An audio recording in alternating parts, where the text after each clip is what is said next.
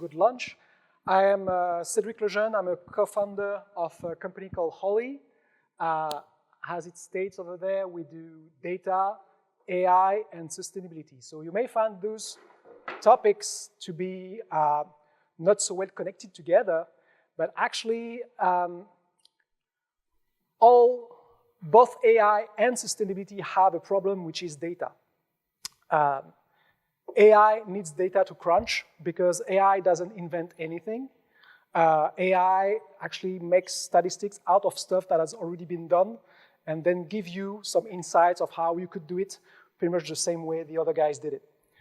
Sustainability has the same problem. It's just like you need to understand how your company works, and for that you need data. I come from an engineering background. I was very lucky about 25 years ago to go with the big transition of the cinema industry from film to digital. At that time, I was really lucky because I had learned at university what a lookup table was. I had learned what a network cable was. So I could help a lot of people in this industry to transition their film lab that was all about chemicals and magic to technically digital places where people would play with processors and GPUs and projectors and sounds and stuff like that. This is how I met some of you in here. And this is also something where, so I was really, really lucky to arrive there. And for 10 years, I traveled pretty much all around the globe to help people into this big transition. And it was not a simple thing. Some of the colorists, some of the people I was working with felt really uncomfortable because they knew very well their job. They knew how to make a movie, but they didn't know the whole digital ecosystem. Some of them had never touched a computer, and it took them months of being, and it's very difficult when you're a senior guy in a place and you make more money than a lot of people, that suddenly you have to bring it back to school and learn what is the difference between the left and the right mouse button. So that was a big transition. What we're talking right now is about another transition. Going to make our industry sustainable. That's also a big journey. That's not something that's going to happen overnight, and it will be another process. So at some point in my career, I joined a big group. We developed technology, especially HDR technology, and realized that that technology was using more power than the previous technology. So I thought maybe we have a problem there because our industry always uses the new thing, the new CPU, the new GPU, and charge the same price for the client. So you go from 2K to 4K, you get more polygons on your thing, and you expect the client to be more happy with that.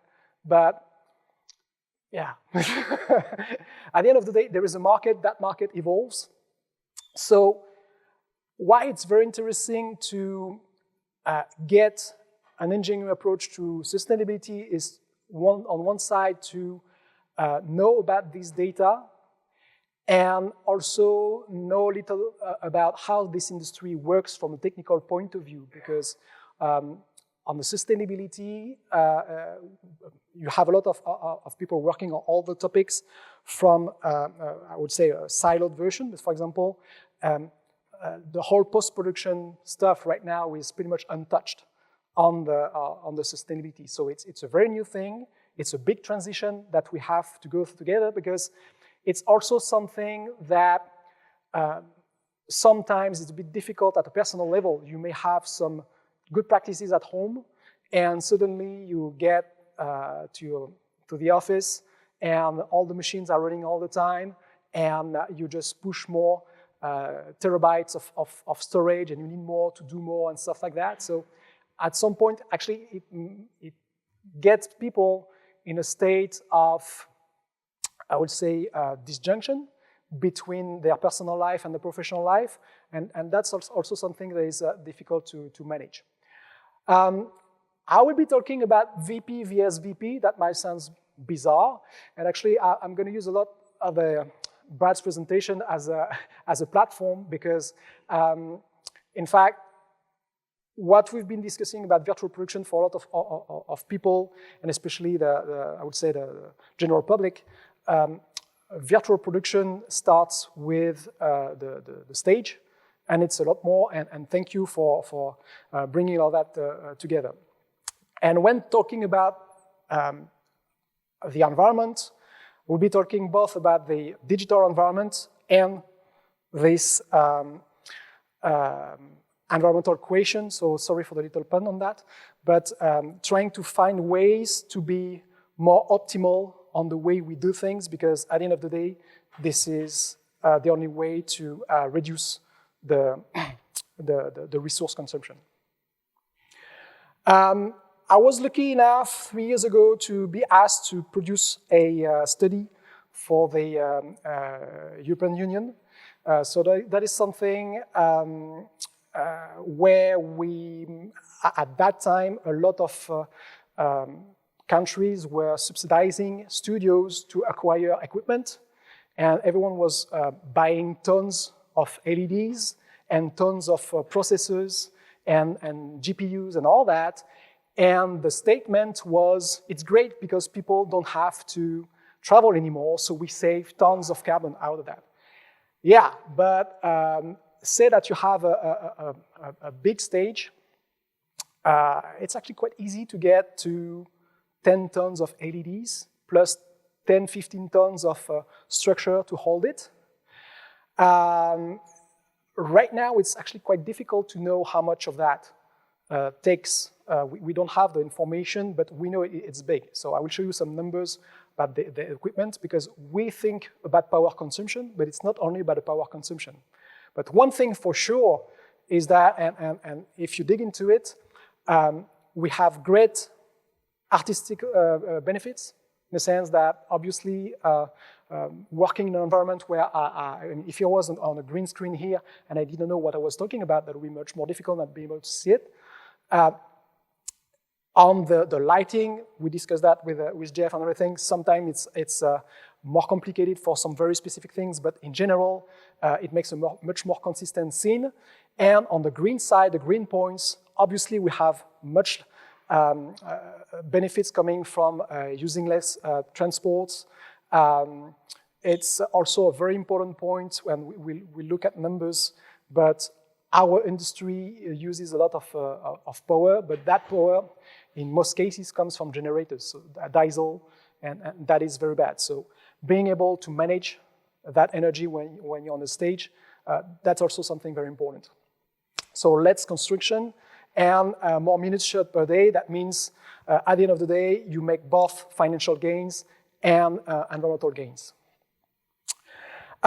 If we look back at virtual production, the process itself is actually something that came from iterations on different technologies. On one side, the goal was to replace the background. So even before green screen, we would use back projection. And I'm literally talking about things in the 40s. Even before that, I think even Méliès or people like that been using that very early in the cinema days. And digital previs, to make it simple. So for example, you have James Cameron with the Simulcam, was able to look at the CG scene with a true cinematic feeling with the camera and everything, which was difficult because those of you who are working in a CG environment, making a camera move to look cinematic is actually quite difficult. So if you manage to have something that is interactive, you know what you're looking at and everything, that is something that brings a lot on the artistic side and makes it look like less plastic, I would say. So we also got Jon Favreau with the Mowgli and Jungle Book. There's been some experimentation, and obviously the Mandalorian, that was a big project. And before that, there was Oblivion that was using rear projection.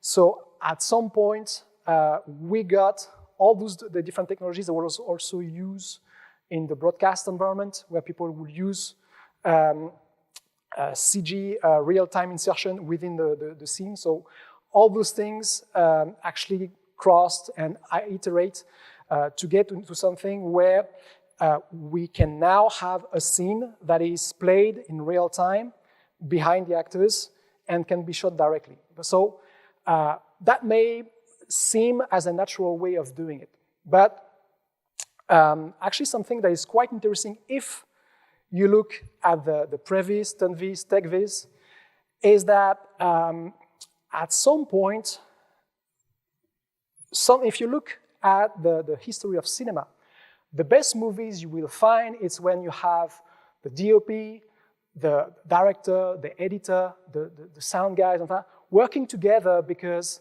they know what they mean. You know, say, yeah, no problem, it's okay. You know, at the beginning of your career, you have to explain a lot of things. When you discuss, and I know every project is its own enterprise. You know, and enterprise pretty much like, you know, a company, but also enterprise like the Star Trek Enterprise. It's its own ship, and you have people to have to behave and explain each other the way they do things, because we are humans, we do things differently, we come from very different backgrounds, from different countries. So all those things need to align. And what is great with the previs, obviously, you reduce costs because you can plan things, but what is certainly the most important is that the previs stuff and this digital environment is a place to make decisions, is a place to align the vision. And that is probably something that is right now a little,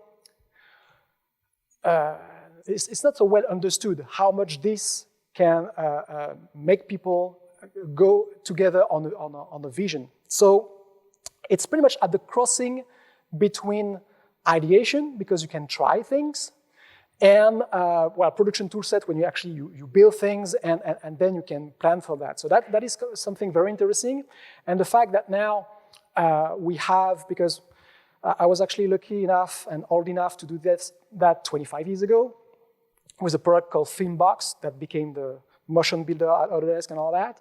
And people trying to do previs, at that time it was really something you want to do on a very expensive, you had something extremely complex, and so complex that the only way to make it affordable is that you plan for it.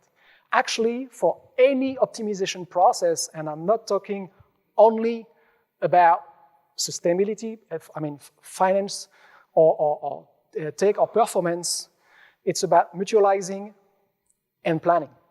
So at the end, what you want is find ways to have your resource used in a better way. And planning and having things well aligned before you actually get into the project is a great way to reduce the waste, both on time, resource, and money. So the great thing with previs is that you can have all the people looking at an environment, you know, and you get the guys building the props and for the stunts, the car drivers, and they can move around and say, okay, I'm going to do it like this and that. So you have something much more concrete to agree on. And that is very, very important, because then say, okay, if I move my light there, then I can get something that works better, and I need less light, so it will be easier to move on stage and stuff like that. So that is something very important. And at the end, that saves money, that saves resources, but the problem is that it's right now something very expensive, because you will have to get to a company that knows how to manage those special tools and stuff like that, and we're talking CG, so probably a whole team doing that, and so that's not for any kind of project. That saves a lot of money for big, complex projects, but if you're on a typical comedy and stuff like that, they don't really need previs. But they still need to align on a vision. So obviously, if people work on a simpler project and the vision is easier to align because you know that you have an actress and an actor sitting in a room, it makes it quite easy. But even on some cases, you may have something where people want something very precise, on the texture of the fabric on the sofa and stuff like that, and people need to agree. So you have all this process that goes back and forth to make sure that we go in the sense of the vision, and that's not an easy thing to do. So the most difficult part of a movie, and actually something that makes a huge difference between a good movie and a bad movie, is to get everyone aligned on what we are trying to achieve together, because a movie is a collective experience. I mean, it's not, you may have some when movies done with just one person, but in most cases, it's a huge team, and all those people have to communicate together, and also people have to align on that vision. Vision that be aligned on what we shoot, how we shoot it, how we want it to look, and now, and I'm talking about the picture, but then obviously all the departments have to align on that and have to serve that vision. But it's extremely difficult to bring that vision. What is really cool with AI is that even on a very, very simple project, you could get someone to prompt something, and I give this example just like, okay, talking about the framing of the shot. Now, this is something that if you need to learn Blender or Maya, stuff like that, to explain, on a simple comedy, what you want, as the DOP to talk with the DOP and the director about the lighting and stuff like that, you won't do it. You will probably, go in a place and set up. With AI, actually, you can very quickly, and now we have more and more tools. It's not only by prompts anymore. We have better tools every day to use AI. You can get much closer to something that anyone can use, and a vision that is very close to the final product. What is great with AI is that it gets you to 70% very quickly. What is not great with AI is that the last 30% are nightmare. It's awful. But if you can make benefit of those 70%, that is great, because that will make a lot of people on board and to share the vision and all that, and anyone can play with it and bring ideas. So that's the whole thing. And if you go to my LinkedIn profile, I wrote an article a couple of years back about rugby. Rugby is all about getting the team together and accept we are all different. We're all different. We all think about the thing a different way, and that's actually the way it works. If we were all the same, there would be no need for someone else. It's because we are different, we are complementary, we can do things different ways. So aligning of what we want to do, AI can actually really, really help on that. The thing is, right now, people talk mostly about generative AI and Sora and Runway and Midjourney and stuff like that, and say, oh, it will replace Hollywood and stuff like that. It's like, yeah, maybe, because again, there is a 70%, and at some point, if you have a vision, it may help, but if it's about the final product and stuff like that, there will always be a little of magic and stuff like that about doing manually. But, I mean, already today, every single tool, being Nuke, being Maya and stuff like that, already has some AI into that to get faster. So it's already there. So it's not a question, it's another tool in the palette that brings a lot of productivity everywhere, which is great. But at the end of the day, we're still working in silos. So we have great results, and the way we will share that is, okay, I'm going to send you an email or something. So we've talked about the whole workflow and the great thing about virtual production, where we can have one environment that may be Unreal or Unity or something like that, where we have all the CG stuff.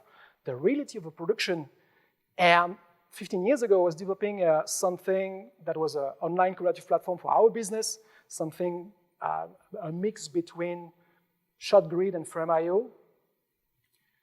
And I interviewed a lot of people in production, and there was only one problem to resolve. That was, where is the latest version of the Excel spreadsheet? Because everything was done in Excel. The biggest move we have over the last 4 years was to move from Excel to Google Sheets. Because Google Sheets, instead of sending Excel spreadsheet through emails, and some people in here, I'm sure you still do it, you have something live. Wow, it's crazy. So then you have something where there is a change, and yeah, and the thing is, when we started to go COVID, a lot of the stuff that we are doing and sometimes trying to fill in the gaps that we forgot to send that email, so we just have lunch, making sure that we're in sync and align. Well, we couldn't get lunch anymore. Just like, okay, send me that, and a lot of people moved up to get there, but a lot of Teams and Dropbox and stuff like that, and still, at the end of the day, you may have a lot of information that is replicated, and we are still back in this problem of where is the latest version of the Excel spreadsheet. Whether now it's on Dropbox, yeah, but I sent an email to someone else, and then you have, yeah, but you cannot have that version because it's confidential and we have budget data in it, because when we're talking about production, I mean, production is probably the word I try never to use, because production means something different for every single person in this business. Production for people is just a money question. Production for people it's something where I'm actually building a product. So it's completely different things, and at the end of the day, you need to attach that to business information. Some of it will be confidential and all that. So having those tools, the simple, I would say, prehistoric tools that, have helped us a lot is a bit problematic. So some people are definitely working on that problem. And for that, the main thing is, okay, now we have super tools for budgeting and scheduling. So I have this online platform and everyone gets the call sheets.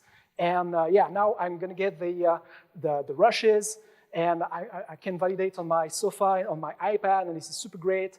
And then I have the visual effects. And okay, now I can connect that and send you a note because, yeah, the car, I would like the car to be more gloomy and stuff like that. Oh, it's great. And then you have people managing the rights, all the data.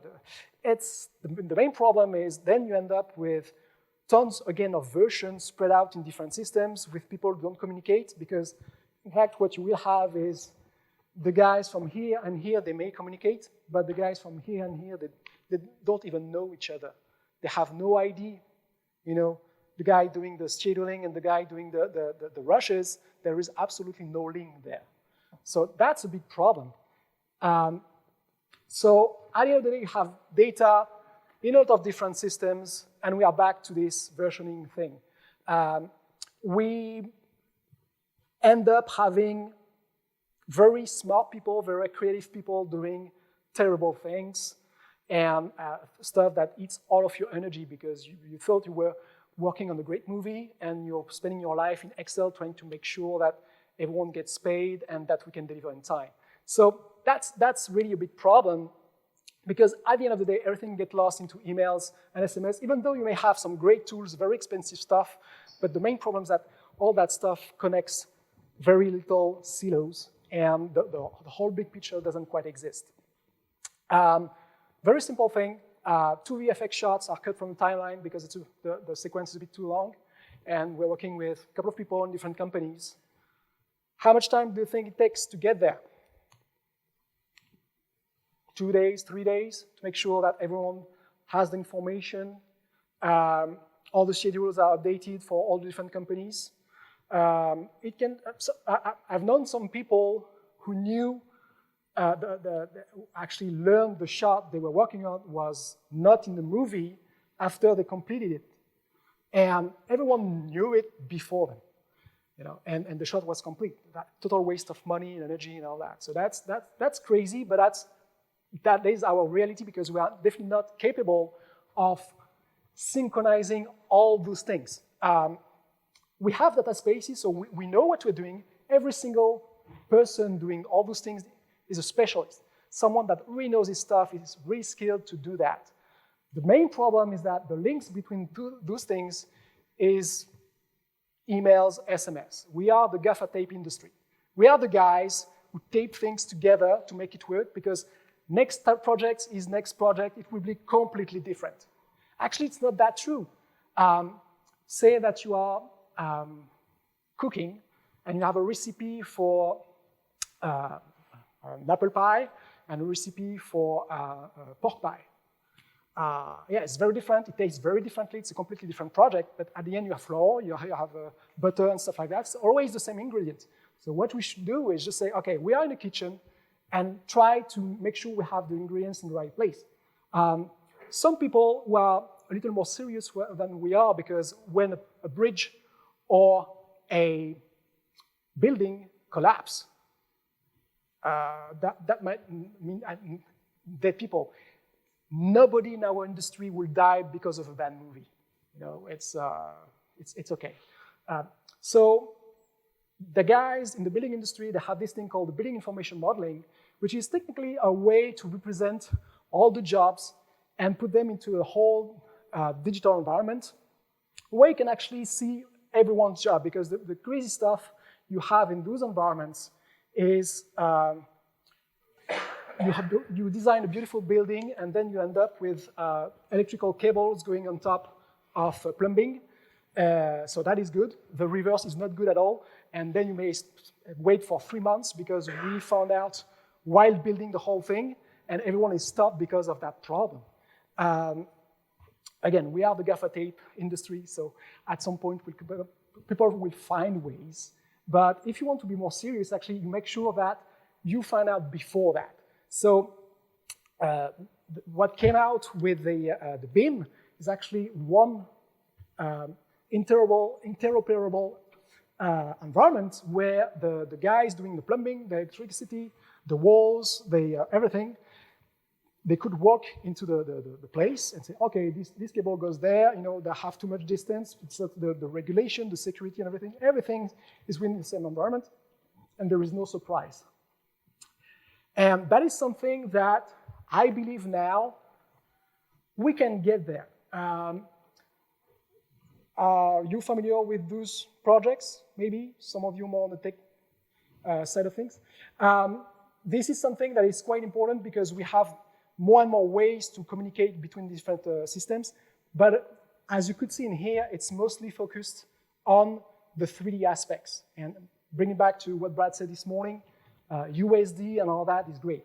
What we need is something that gets, you know, further than that. And that is something that starts to pop up with the Movie Labs Vision 2030, where we have a system where you can connect pretty much any system.